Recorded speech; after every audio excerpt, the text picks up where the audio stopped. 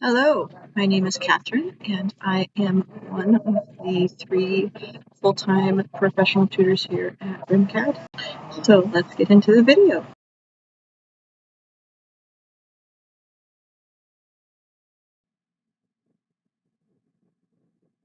So today we are going to talk about walls, and that seems like a simple subject. However, these components have a lot of different parameters within them. So we're going to start out talking about all of these different layers, the finished structure, what that core means, etc. And with that, also how these walls connect to one another, given what those layers are and how they are joined. A new 2025 component comes in very handy to try and connect walls correctly. So these are exterior walls right now that we are working with. I have changed the layers to some degree, and some of them are finishes, which are a 4 or a 5, and some of them are structure, or the importance of them are going to be dependent on what those numbers are, and so that's why I'm playing with them. So you can see this before and after, and now I'm going to try a few more different types of walls so that you can see how you can change these parameters and how much it changes your project and how things truly connect. So I'm trying this a few different ways, lots of different variations here, playing with different methods. Some of these that I played with gave me errors, and the best way to learn about this and find out a good strategy is to just do it yourself and just trial and error through this, which is exactly what I'm doing. I'm changing the materials, I'm changing the thicknesses, and just seeing what works best and how things change.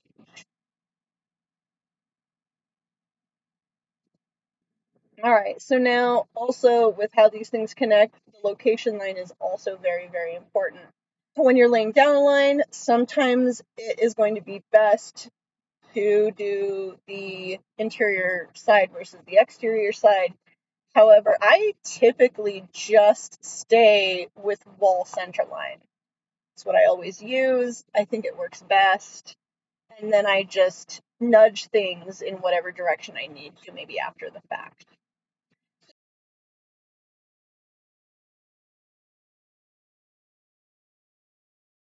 Now we're going to get more specifically into wall types. And this means not so much about how the wall connects and what it's made of, but all the variants of these walls and how to change them and what they're going to look like, especially when we're talking about materials. So we're starting with curtain walls, obviously, here, and you can see that I've got a couple of different types. One has very small windows. I've done a 4x4. This one has a different layout. I've changed those parameters and also the difference between those grid lines versus mullions. Know that they each have their own requirements and their own pins. So you may need to unpin one of those things to be able to actually get to another or change either one of them. And so here I'm using a curtain wall window that does not have any mullions or grid lines. And so I've created my own. I've created this space, this hole within this wall, and now I'm putting mullions around that open area. You can use this for lots of different reasons, but it's just one way to do it. And you can use that tool for any sort of wall.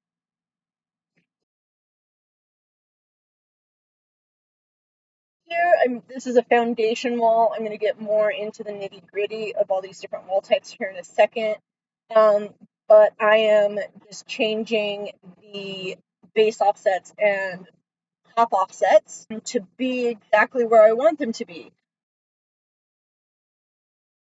Foundation walls, soffit walls, retaining walls, they all have specific functions. So here we're also going to get into basically sweeps, going into that edit type, that structure edit, and then going into the preview to then change here I've just set these profiles to sills, which isn't actually technically what you should do. You would go in and load from the main library profiles, and those are more your baseboards that you would use.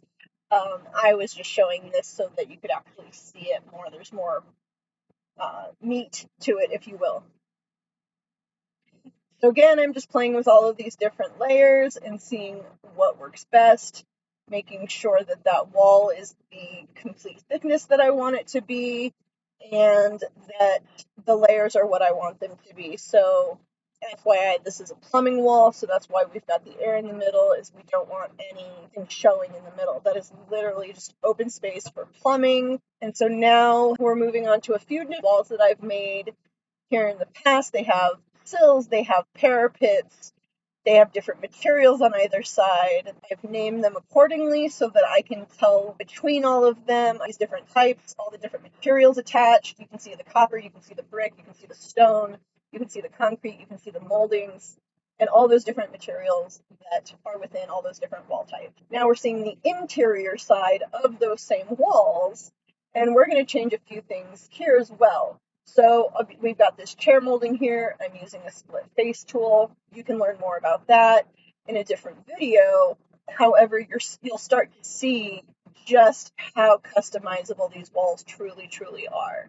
And here is just a preview of what that split looks like and how much of the wall you can change different sections of the wall and how you can split those walls in different ways. There's, of course, more to all of this. Please watch other tutorials about walls in general. This was just a really quick recap on just how much you really truly can do with walls. All right, so thank you for watching the video. I hope that it was helpful and that you can continue on with your assignment with success. If not, feel free to reach out to myself or anyone here in the Learning Commons, and good luck.